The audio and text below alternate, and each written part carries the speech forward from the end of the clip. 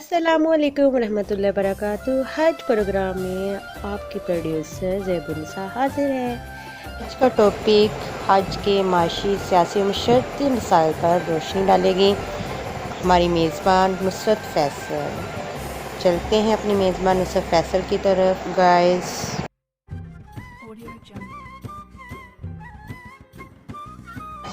اب میں دعوت دیتی ہوں نصرت نظر کو کہ وہ آئیں اور اپنا اظہار خیال پیش کریں۔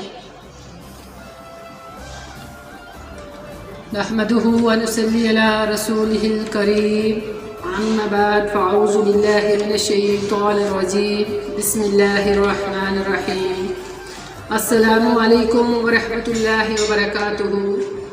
آج مجھے جس موضوع پر بات کرنے کا موقع ملا ہے وہ ہے حج کے معاشرتی، معاشی اور سیاسی فوائد پر روشنی ڈالیں۔ حج کے معاشرتی فوائد ساری دنیا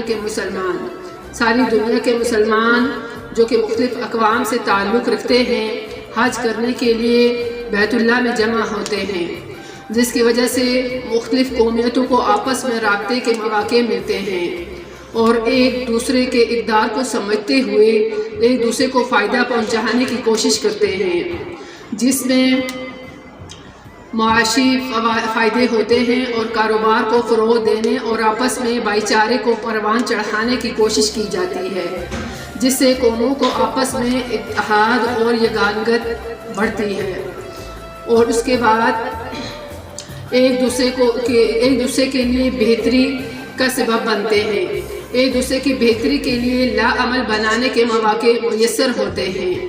حج کی وجہ سے مسلمان ملکوں کو سیاسی رابطوں میں بھی بہتری آتی ہے اور مختلف ممالک کی رنجشوں دور کرنے کا بھی ایک ذریعہ ہے۔ حج جہاں ہم مسلمانوں پر فرض ہے جہاں ہم مسلمانوں پر فرض ہے وہاں بالکل ایک عین عبادت بھی ہے اور ہر صاحب استطاعت کو حج کرنا چاہیے۔ مسلمانوں کے آپس میں رشتے مضبوط ہوتے ہیں، حج کرنے سے مسلمانوں کے آپس کے رشتے مضبوط ہوتے ہیں اور آپس میں رابطوں کی وجہ سے سیاسی فوائد بھی حاصل ہوتے ہیں۔ شکریہ۔ آج کے ایپیسوڈ 4 میں حج پروگرام میں نصرت فیصل نے حج کے سیاسی، معاشرتی اور معاشی فوائد پر روشنی ڈالی۔